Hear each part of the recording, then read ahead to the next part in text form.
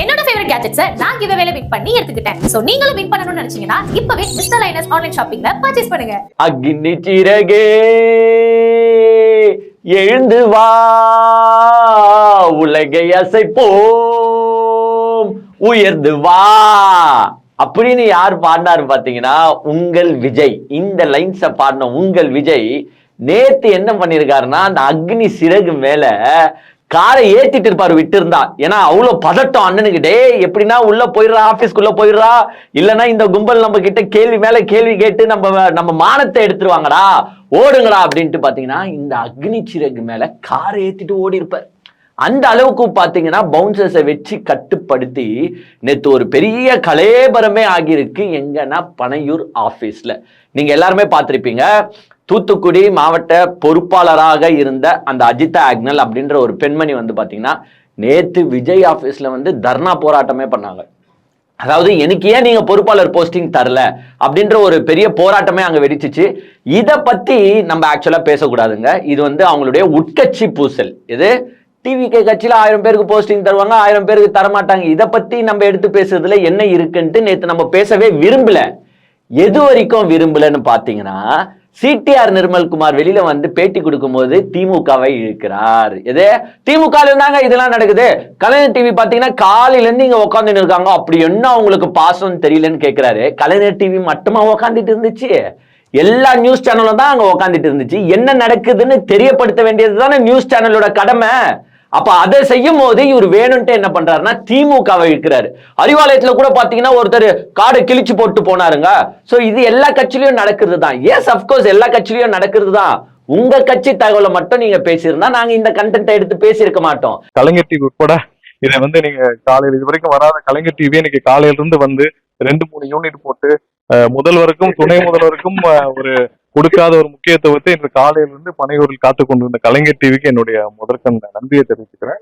அதே மாதிரி அஜிதா ஆக்னலுக்கு போஸ்டிங் தராம வேற ஒரு பெண்களுக்கு போஸ்டிங் கொடுத்துட்டு அவங்கள என்ன பண்ண சொல்றாங்கன்னு பாத்தீங்கன்னா நின்னு நீங்க பேசுங்க, அஜிதா ஆக்னல் வந்து திமுகவோட கைகூலின்னு பேசுங்க.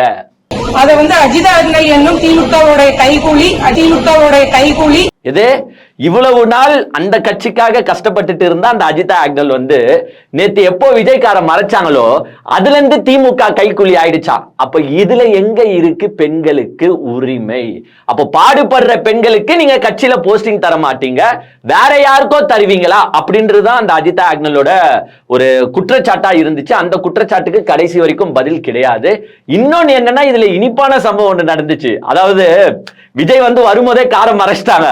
எங்கடா போகும்போதும் காரை மறைச்சு எதுனா பெரிய ஏழ்றைய கூட்டிட்டு வாங்களோன்னு விஜய் பயந்து என்ன தெரியுமா பண்ணிட்டாரு? டே சிடிஆர் நிர்மல்குமார், மிஸ்டர் ராமோகன் நீங்க வாங்க, நீங்க என்ன செய்றீங்க, போயிட்டு பேச்சுவார்த்தை நடத்துற மாதிரி அந்த பொண்ணை அப்படியே டைவர்ட் பண்ணுங்க, எதே வேற சைடு கூட்டிட்டு போய் அப்படியே என்னமா பிரச்சனை ஏதுமா பிரச்சனைன்னு கேளுங்க.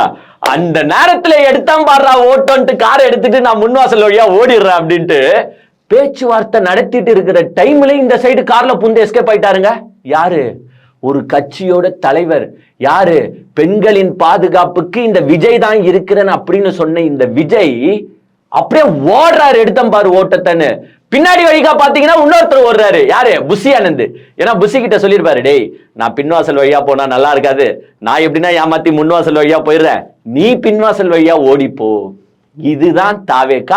இவங்க தான் பெண்கள் சுதந்திரத்தை பத்தியோ பெண்கள் உரிமையை பத்தி பேசுறாங்க. யார் இந்த அஜிதா ஆக்னல்? ஏன் இவங்களுக்கு பதவி மறுக்கப்பட்டது? அப்படி என்னதான் செஞ்சாங்க அப்படின்றத டீடைல்டா இந்த நிகழ்ச்சிக்குள்ள போய் பார்ப்போம் வாங்க.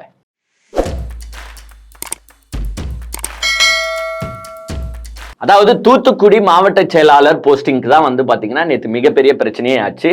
ஆக்சுவலா பை ப்ரொசீஜரே இவங்க தப்பு பண்றாங்கன்னு எனக்கு தோணுது. மாவட்டம்ன்றது என்னங்க, ஒரு 4 தொகுதியோ இல்ல ஒரு 5-6 தொகுதியோ அடங்குனதுதான் ஒரு மாவட்டம். பொதுவா எல்லா கட்சியிலையும் பாத்தீங்கன்னா அந்த மாவட்டத்தை மத்திய மாவட்டம், தெற்கு மாவட்டம், மேற்கு மாவட்டம் பிரிச்சு ஒரு மாவட்டத்துக்கு ஒரு 2 தொகுதியோ 3 தொகுதியோ ஒதுக்கி தருவாங்க. சோ மாவட்டம்னாலே ஒரு 2 தொகுதியாச்சும் மினிமம் இருக்கணும். அப்பதான் அது மாவட்ட செயலாளர். இல்லைன்னா அது என்னவா மாறிடும்னா தொகுதி செயலாளரா மாறிடும், சட்டமன்ற செயலாளரா மாறிடும். இவங்க என்ன பண்றாங்கன்னு பாத்தீங்கன்னா இவங்க கட்சியில தான் புதுசா உருவாக்கி இருக்காங்க.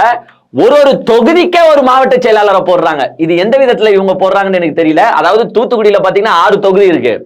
6 தொகுதியில ஆல்ரெடி ஒரு மாவட்ட செயலாளரா போட்டாச்சு. மிச்சம் 5 தொகுதிக்கும் ஒவ்வொரு மாவட்ட செயலாளரா போடுறாங்களாம். இது என்ன மாவட்ட செயலாளர் போஸ்டிங்னு எனக்கு தெரியல, அதுல என்ன மரியாதை கிடைக்க போதுன்னு எனக்கு தெரியல. ஏன்னா ஒரு மாவட்டத்துக்கு கீழே ஒரு 2 தொகுதி இருந்தா தானே அது ஒரு மாவட்டம்ன்ற பேரே வரும், இல்லைன்னா தொகுதி செயலாளரா மாறி போயிடும். வேற எந்த கட்சியிலயும் ஒரு தொகுதிக்கு ஒரு மாவட்ட செயலாளர் ரூல்ஸே கிடையாது, இவங்க கட்சியில தான் போட்டு வச்சிருக்காங்க. அதுக்கும் இங்க சண்டை. சரி, இந்த தூத்துக்குடியில பாத்தீங்கன்னா அஜிதா ஆக்னல் அப்படின்ற ஒரு பெண்மணி வந்து பாத்தீங்கன்னா ஒரு பொறுப்பாளர் மாதிரி செயல்பட்டுட்டு வந்திருக்காங்க. இவங்க வந்து பாத்தீங்கன்னா நீங்க ஒன்னும் இல்ல, கூகுள்ல போயிட்டு தூத்துக்குடி டிவிக்கேன்னு போட்டாலே இவங்க போஸ்ட் தான் வருது. நிறைய பேர் போட்டுட்டு ஸ்கிரீன்ஷாட்ஸும் நேற்று ஷேர் பண்ணிட்டு இருந்தாங்க அவங்களோட அபிமானிகள். இப்ப இங்க என்ன பிரச்சனைன்னு பாத்தீங்கன்னா காலையிலேருந்து பனையூர் ஆஃபீஸே வந்து பார்த்தீங்கன்னா கதிகலைஞ்சிருச்சு. ஏன்னா அந்த 5 மாவட்ட செயலாளருக்கும் பொறுப்பு போட போறாங்க, அதுல வந்து இவங்க பேர் மிஸ் ஆயிடுச்சு அப்படின்றது தான் அங்க குற்றச்சாட்டு. இவங்க வந்து தூத்துக்குடியிலேருந்து கிளம்பி வந்து காலையிலேயே வந்து பனையூர் ஆஃபீஸ்ல வந்துட்டாங்க. நீங்களே அந்த வீடியோஸ்லாம் பார்த்துருப்பீங்க. விஜய் கார் வருது, நோக்கி வரும்போதெல்லாம் விஜய் வந்து அப்படியே பார்க்குறாரு, டேய் என்னடா நம்ம ஆபீஸ்ல நம்ம காரை சுத்தி இவ்வளவு பேர் இருக்காங்க அப்படின்னு பயந்துகிட்டே எங்க அண்ணன் வராரு. ஒரு செகண்ட கூட காரை நிறுத்தவே இல்லை.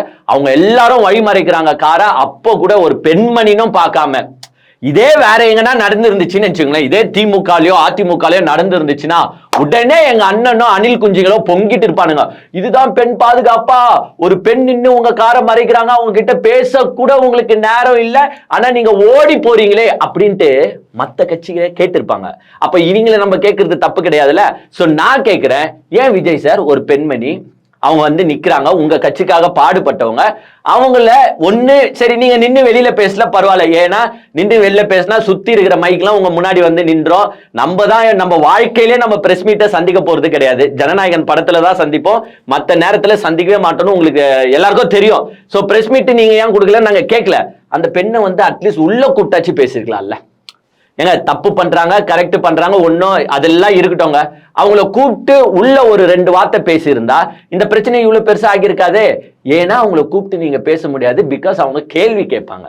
அவங்க கேள்வி கேட்டா அதற்கு பதில் உங்ககிட்ட இருக்குமானா இருக்காது. சோ அண்ணன் ஸ்ட்ரைட்டா உள்ள போயிட்டாரு, தள்ளுமுள்ளெல்லாம் தாண்டி உள்ள போயிட்டாரு. அதாவது பாத்தீங்கன்னா அங்க இருந்த கட்சிக்காரங்க 30 பேர் தான், ஆனா பவுன்சர் 200 பேர் இருக்கும். ஒரு கட்சியில பவுன்சரை வச்சு நடத்துற ஒரே கட்சி பாத்தீங்கன்னா இந்த கட்சி தான். இதுக்கு தமிழக வெற்றி கழகம்னு வைக்க தேவையில்ல, பவுன்சர் வெற்றி கழகம்னே வச்சிடலாம் போல. அந்த மாதிரி வந்து பவுன்சர்ஸை ஃபுல்லா போட்டு லாக் பண்ணி தான் எப்பவுமே கட்சியை நடத்திட்டு இருக்காங்க.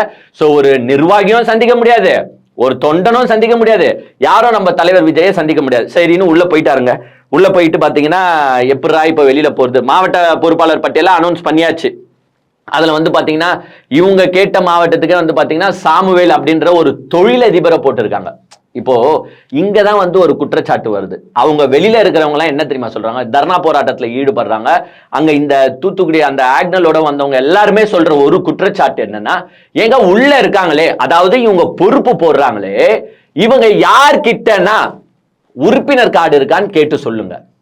இது நியாயம் தானுங்க.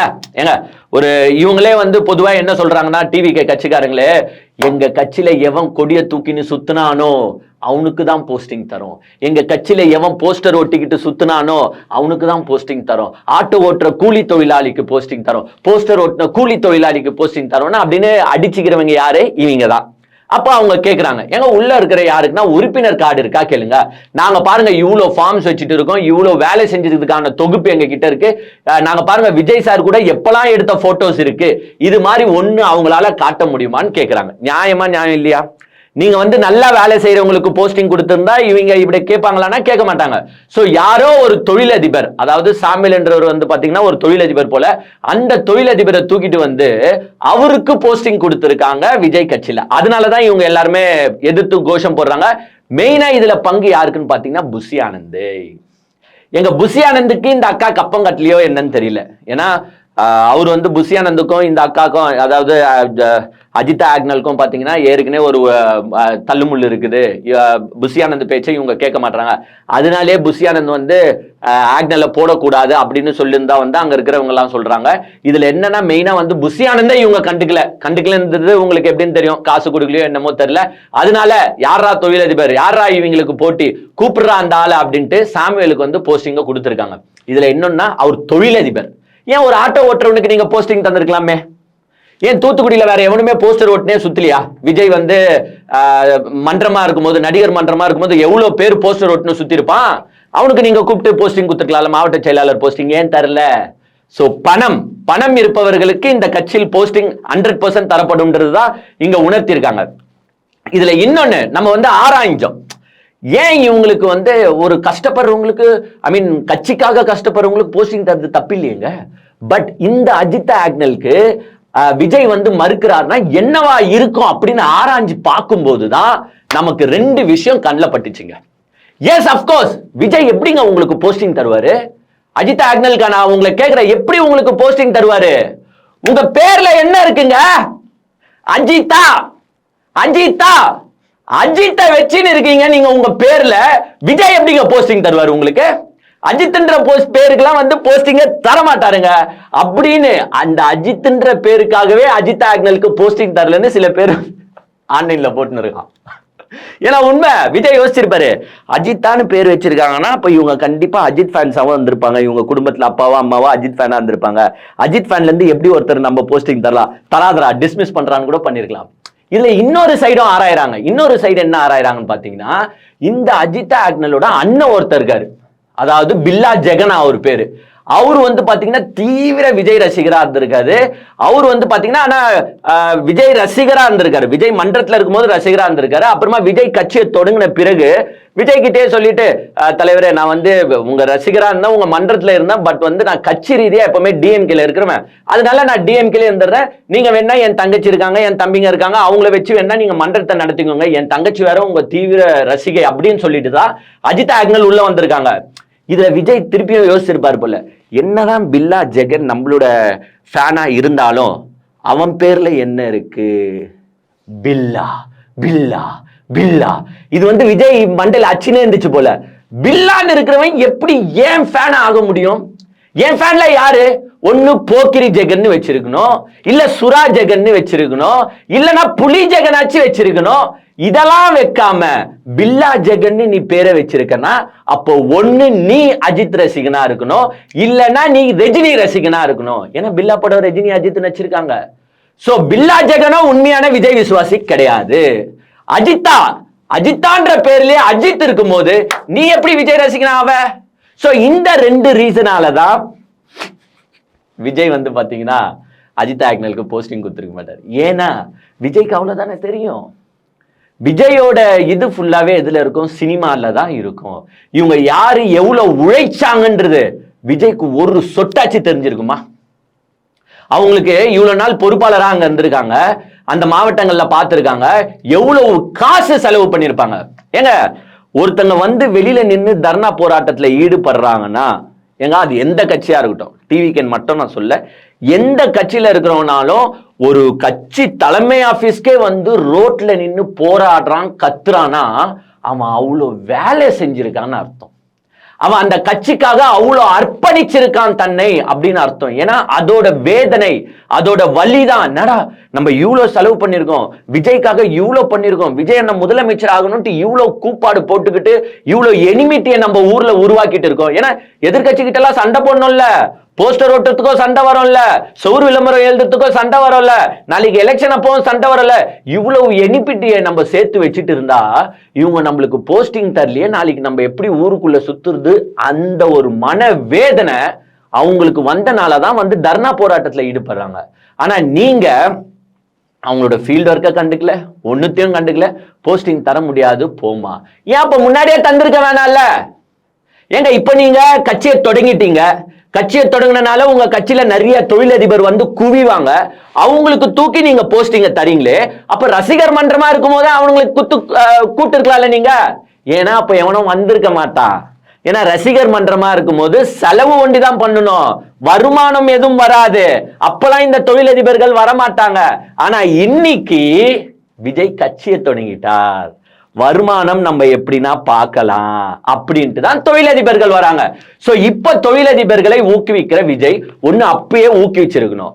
அப்போ வந்து கஷ்டப்படுற இந்த மாதிரி பெண்கள், கஷ்டம் தன்னுடைய காசை போட்டு கஷ்டப்படுறவங்க, உழைப்புல உயர்ந்தவர் தான் இந்த விஜய். இன்னைக்கு இவங்களுக்கு எல்லாம் போஸ்டிங் இல்லைன்னு சொல்றாங்க. சோ நேத்து வந்து பாத்தீங்கன்னா இந்த சம்பவம் வந்து நடந்து போச்சு. நேத்து ஃபுல்லா பனையூர் ஃபுல்லாவே வந்து இந்த மாவட்டம்னு கிடையாதுங்க, திருவள்ளூர்லயும் ஏதோ பிரச்சனைன்னு சொல்றாங்க. எல்லாருமே இவங்க என்னன்னா புசி ஆனந்துக்கு யாரு சப்போர்ட் பண்றாங்களோ அவங்களுக்கு கொண்டு போஸ்டிங் தராங்க, மத்த யாருக்கும் போஸ்டிங் இல்ல அப்படின்ற மாதிரி தான் அந்த கட்சியே போயிட்டு இருக்கு. சோ புஷி ஆனந்த் போட்டோவை பெருசா போடணும், அவர் போட்டோவை போட்டா உங்களுக்கு கட்சியில போஸ்டிங், இல்லைன்னா வெளியில போங்கடா அப்படின்னு தொடுத்துற நிலைமையில தான் பாத்தீங்கன்னா நேத்து ஃபுல்லா நடந்திருக்கு. பணியூர் ஆபீஸே கொஞ்சம் கலகலன்னு இருந்துச்சு. இதுல அவங்களுக்கு எல்லாம் என்ன தெரியுமா மனசு கஷ்டம் வந்திருக்கும், இது அவங்களுக்குன்னு இல்லை, யாருக்குமே இந்த மன கஷ்டம் வரும். இவ்வளவு வருஷமா நம்ம வந்து ரசிகர் மன்றத்துல இருக்கிறோம். அஜித் ஆக்னல் கூட இருக்கிறவங்க எல்லாம் பாத்தீங்கன்னா அவங்க எல்லாம் ஒரு போட்டோ எடுத்து காட்டுறது, அந்த மன்ற உறுப்பினர் கார்டு எடுத்து காட்டுறதுலாம் அவங்க எல்லாம் பாத்தீங்கன்னா ஒரு 30-40 வருஷமா இருக்கிறவங்க. இவங்களை சமாதானப்படுத்த யார் தெரியுமா வரா, இவங்க கிட்ட பேச்சுவார்த்தை நடத்த யார் தெரியுமா வரா, நம்ம சிடிஆர் நிர்மல்குமாரோ ராஜ்மோகனோ. எது 30-40 வருஷமா அந்த மன்றத்துக்காக கஷ்டப்பட்டு இருந்த இவங்களை பேச்சுவார்த்தை நடத்துறதுக்கு யார் வரான்னு பாத்தீங்கன்னா நேத்து சேர்ந்த எது கட்சி தொடங்கின பிறகு சேர்ந்த நிர்மல்குமாரோ ராஜ்மோகனோ வந்து பேச்சுவார்த்தை நடத்தினா இவங்க அதை ஏத்துப்பாங்களா? நீங்களே சொல்லுங்க, எப்படி ஏத்துக்க முடியும்? ஏதோ விஜயோ இல்ல விஜய் கூட தேவையில்ல, புஷி ஆனந்தோ யாரோ வந்து ஒரு பேச்சு நடத்தினா கூட பரவாயில்ல, இவ்வளவு நாள் மன்றத்துல இருப்பாங்க அதனால இவங்க பேச்சு நடத்துறாங்கன்னு சொல்லலாம். பட் நேத்து வந்தவங்க பேச்சு நடத்தினதுலாம் இவங்க கோவம் ஆயிட்டாங்க. இதுல இன்னொன்னு என்னன்னா, பேச்சுவார்த்தை நடத்துற மாதிரி ஓரமா கூட்டு போய் பேச்சுவார்த்தை நடத்திட்டு விஜய்கார ஓட விட்டாங்க. எங்க விஜய்கார திருப்பி இவங்க பிளாக் பண்ணுவாங்களோன்னு பயந்து, எதே பயந்து நீங்க பேச்சுவார்த்தை நடத்துங்க, நான் இப்படிக்கா ஓடி போயிடுறேன்ட்டு விஜய் ஓடி போனார். இதெல்லாம் எவ்வளவு பெரிய கேவலம். இவங்கெல்லாம் வந்து பெண்களின் சுதந்திரத்தை பத்தி பேசுறாங்க, பெண்களின் பாதுகாப்பை பத்தி பேசுறாங்க. இந்த சுதந்திரமும் இந்த கட்சியில இல்ல, பாதுகாப்பும் இந்த கட்சியில இல்ல. நேத்துல இருந்து நானே சொல்றேன், இன்னுமே இவங்க டிவிக்கில தானே இருந்திருப்பாங்க, தூத்துக்குடியில டிவிக்கில தான் இருந்திருப்பாங்க. நேத்து இவங்களை அசிங்கமா பேசுறது யாருன்னு பாத்தீங்கன்னா டிவிகே கட்சிக்காரனா தான் இருப்பான். நேத்து ஒரே நிமிஷத்துல இவங்க தர்ணா போராட்டத்துல ஈடுபட்ட உடனே என்ன சொல்லிட்டானுங்க, திமுக கைகூலின்ட்டானுங்க. இன்னும் இவங்களை அசிங்கமா பேசுவாங்க, எங்க விஜய்க்கு எதிரானவை அப்படின்னு அசிங்கமா பேச ஆரம்பிப்பானுங்க. யார் பேசுவானா, டிவிகே கட்சிக்காரனுங்க பேசுவானுங்க. இதே மாதிரிதான் அந்த பொண்ணு வைஷ்ணவியை பேசினானுங்க. இவனும் கட்சியில இருக்கிற வரைக்கும் தூக்கி கொண்டாடுவானுங்க. ஆனா அப்படி மாற்று கட்சிக்கு அந்த பொண்ணு போச்சு வெற்றி செய்ய ஆரம்பிச்சிட்டானுங்க. அதே மாதிரி இந்த தூத்துக்குடி அஜித் ஆக்னலுக்கும் அதுதான் நடக்க போகுது. ஒன்னும் பெருசா நடக்க போறது இல்லைங்க. அவங்களால இனிமேட்டு அங்க மெயின்டைன் பண்ண முடியாது. ஏன்னா புது மாவட்ட செயலாளரை போட்டாச்சு. அந்த ஆளு கண்டிப்பா இவங்க டீமை தள்ளி ஓரமா தான் வைப்பாங்க. சோ இவங்களுக்கு வேற வாய்ப்பே கிடைக்காது. இவங்க வேணா நேற்று தர்ணா போராட்டம் முடிஞ்ச பிறகு என்ன சொல்லிட்டு போனாங்க தெரியுமா, கடைசி மூச்சு உள்ள வரைக்கும் நான் வந்து விஜய்க்காக பாடுபடுவேன், டிவிகே கட்சியில தான் இருப்பேன் அப்படின்னு சொல்லுவாங்க, சொல்லிட்டு தான் போவாங்க. பட் அவங்கள தூக்கம் விடாது, தூங்க விடாது. நாடா நம்ம இவ்வளவு கஷ்டப்பட்டு இருக்கோம், இப்படி போயிடுச்சு நம்பர் 1 தோணும். இவங்க கூட இருக்கிறாங்க பாருங்க நிர்வாகிகள், அவங்களெல்லாம் புதுசா போட்டுக்கிற மாவட்ட செயலாளர் கம்ப்ளீட்டா அவாய்ட் பண்ணுவாரு, கூடயே சேர்த்துக்க மாட்டாரு. அஜித் ஆக்னலையே எந்த நிகழ்ச்சிக்கும் கூட மாட்டாரு. மேபி 1 வாரம் 2 வாரம் கூப்பிடுவாரு, அதுக்கப்புறமா அஜித் ஆக்னலையோ ஓர கட்டுவாரு. இவ்வளவு நாள் ஃபீல்டு ஒர்க் பண்ணிட்டு இருந்த இந்த பெண்ணுக்கு அப்ப என்ன தோணும், இந்த கட்சியில இனிமேட்டு நம்மளை மதிக்க மாட்டாங்க, சோ வேற எதுனா கட்சிக்கு வேற வாய்ப்பு கிடையாது. ஏன்னா ஒரு பெண், அந்த பெண்ணுக்கு நீங்க போஸ்டிங் போடாம ஒரு தொழிலதிபருக்கு போஸ்டிங் போறீங்க, அப்ப அந்த பெண் என்ன பண்ணுவாங்க, அவங்க ஃபீல்டு ஒர்க்கரு. அவங்க ரீல்ஸ் எடுத்து பாருங்களேன், எங்க விஜய் கட்சியில வேலை செய்யணும்னாலே ரீல்ஸ் போடணும், அப்பதான் வந்து அது விஜய் கட்சி. அவங்க நல்லா ரீல்ஸ் போடுறவங்க தான். நம்ம மாவட்ட செயலர் அந்த பல் டாக்டர் இருக்காரு, அந்த பல் டாக்டருக்கு ஒரு 10% மேலதான் போடுவாங்க, நல்லா ஃபீல்டு ஒர்க்கர் மாதிரி தெரியுது. சோ அவங்களால தன்னை கட்டுப்படுத்தி இருக்க முடியாது. சோ வேற கட்சியை தேடி தான் போவாங்க. அப்போ போயிட்டா இவனுங்க ஒண்ணு என்ன தெரியுமா சொல்லுவானுங்க, இப்போ தெரியுதா எங்க அண்ணன் ஏன் போஸ்டிங் தரலன்னு இப்போ தெரியுதா அப்படின்னு தூக்கிட்டு ஓரம் வஞ்சிரம் பாடுவாங்க. இவங்க கட்சியில எங்க பெண்கள் பாதுகாப்பு எங்கெங்க இருக்கு? நேத்து அந்த பெண்கள் சொல்றாங்க திமுக கைகூலின்றாங்க. யாரு, அஜித் ஆக்னல. சோ நேத்து வரைக்கும் தூயவரா இருந்தவங்க இன்னைக்கு தீய சக்தி ஆயாச்சு. இவங்க வந்து பெண்கள் பாதுகாப்பை பத்தி பேசுறாங்க. பெண்கள் பாதுகாப்பு குத்தார்த நாமக்கல் மாவட்ட செயலாளரு அருமையா பெண்கள் பாதுகாப்பு குத்தாரு, பாத்தீங்களா இல்லையா? அந்த விஷயத்தை பத்தி நம்ம சட்டப்படி பேச வேணாம் தான் இருந்தோம், பட் பேச வைக்கிறாங்களே. பெண்கள் பாதுகாப்பு எதுக்கு எடுத்தாலும் திமுக திமுக திமுக திமுக. அவங்க கட்சி பொண்ணு தர்ணா போராட்டத்துல ஈடுபட்டாலும் திமுக தான் காரணம். அவங்க கட்சி பொண்ணு வீட்டுல எவனா மாவட்ட செயலாளர் நைட்டு 2 மணிக்கு பூந்தாலும் திமுக தான் காரணம். எல்லாத்துக்கும் திமுக தான் காரணம். அவர் பாவம், அவரு சும்மா போயிருப்பாரு. நீங்க நம்ம எல்லாரும் தப்பா நினைச்சிட்டு பேசுவோம் அந்த மாவட்ட செயலாளரை. 2 மணிக்கு போர் அடிச்சிருக்கோம், அதனால சும்மா போயிட்டு பேசிட்டு கட்சி வேலை எல்லாம் எப்படிமா நடக்குது அப்படின்னு கேட்கறதுக்காக தான் அவர் போயிருப்பாரு. நம்ம வந்து அதை தப்பா புரிஞ்சுக்கிட்டு, விஜயும் தப்பா புரிஞ்சுக்கிட்டு அவரை மாவட்ட செயலாளர் போஸ்டிங்ல இருந்து நீக்கிட்டாரு. இது எல்லாத்துக்கும் காரணம் திமுக தாங்க, திமுக தான் காரணம். எது நடந்தாலும், இவங்க கட்சிக்குள்ள எது நடந்தாலும் திமுக தான் காரணம். வேற யாருமே காரணம் கிடையாது. இவங்களே எந்த தப்பு பண்ணாலுமே திமுக தான் சொல்லியிருக்கோம்னு நினைக்கிறேன் அந்த நாமக்கல் மாவட்ட செயலாளர்கிட்ட, யோ செந்தில்நாதா ஏயா சும்மா வீட்டுல உக்காந்து இருக்கிற, ஒரு 2 மணி ஆயிடுச்சியா போய் சும்மா போய் அங்கங்க பெண் நிர்வாகி வீட்டுல போய் சுத்தி பார்த்துட்டு வா, எப்படி கட்சி வேலை எல்லாம் நடக்குதா, நல்லா நடக்குதா, எல்லா வேலையும் ஒழுங்கா போயிட்டு இருக்காமா, மக்கள் சேவை எல்லாம் நல்லா செய்றீங்களான்ட்டு 2 மணிக்கு போய் கேளு. நீ காலையில எல்லாம் போவாத, நைட்டு 2 மணிக்கு போனாதான் கட்சி வேலையை ஒழுங்கா பார்க்க முடியும், நம்ம கட்சி தலைமையே அதுதானே சொல்லி இருக்கு அப்படின்ட்டு 2 மணிக்கு திமுக போ சொல்லிச்சு போல. அதனால்தான் செந்தில்நாதனும் திமுக கைக்கூலியா இருந்தாருல, அவரு என்ன பண்ணிட்டு இருக்காருன்னா 2 மணிக்கு போயிருக்காரு. ஏண்டா நீங்க அப்புறம் இதெல்லாம் நம்ம எப்படிங்க சொல்லுறது, நீங்க சொல்லுங்க. எல்லாத்துக்கும் அந்த பொண்ணு வீடியோ போடுதுங்க, மாட்டின பொண்ணு, இந்த திமுகவின் சதி செயல், திமுக காரங்க தப்பா சொல்லிட்டு இருக்காங்க. ஏமா உன் வீட்டாளுங்களை கேளுமா, காரி துப்புறாங்க. அவங்க வீட்டால் சொல்றாங்க அந்த பொம்பளைய போட்டு ஃபர்ஸ்ட் அடியா, கூப்பிட்ட பொம்பளைய போட்டு ஃபர்ஸ்ட் அடியான்ட்டு. சோ இப்படி போயிட்டு இருக்கு இவங்க கட்சி. இந்த நிலவரத்துல இருக்கிற இந்த கட்சி எல்லாத்துக்கும் காரணம் திமுக திமுக திமுக. இப்ப பாருங்க, அந்த தூத்துக்குடியோட அஜித் ஆக்னலும் பாத்தீங்கன்னா லாஸ்ட்ல திமுக கைக்கூலி ஆயிட்டாங்க. இதுதான் இந்த கட்சியில நிலைமை. யார் எதிர்த்து பேசினாலும் திமுக கைக்கூலி. இவங்களுக்கு தெரிஞ்சதெல்லாம் திமுக கைக்கூலி. இப்ப என்ன தெரியுமா சொல்லுவாங்க, பில்லா ஜெகன் வந்து திமுகல இருக்காருங்க, சோ தங்கச்சியும் வந்து திமுக ஆதரவாளராக தான் இருப்பாங்க, அதெல்லாம் புரிஞ்சுதாங்க எங்க அண்ணன் போஸ்டிங் தரல அப்படின்வாங்க. அப்போ திமுகல இருக்கிற எந்த ஃபேமிலியோட ஓட்டும் உங்களுக்கு தேவை கிடையாதுல்ல, சொல்லிடுங்க. திமுக வீட்டுல இருக்கிற யாருமே, அப்பா திமுகவா இருந்தாலும் சரி, அம்மா திமுகவா இருந்தாலும் சரி, நீங்களாம் திமுக காரங்க தான், எங்களுக்கு ஓட்டு போடாதீங்க. உங்க திமுக ஃபேமிலி இருக்கிற யார் வீட்லயும் நாங்க கட்சி போஸ்டிங் தர மாட்டோம்னு சொல்லிடுங்களேன். அவங்களோட உழைப்பை மட்டும் எடுத்துப்பீங்க, ஆனா அப்புறமா அவங்களுக்கு போஸ்டிங் தர மாட்டீங்க. இது மாதிரி தானே எங்க அண்ணன் பாலாஜிக்கு நீங்க துரோகம் பண்ணீங்க.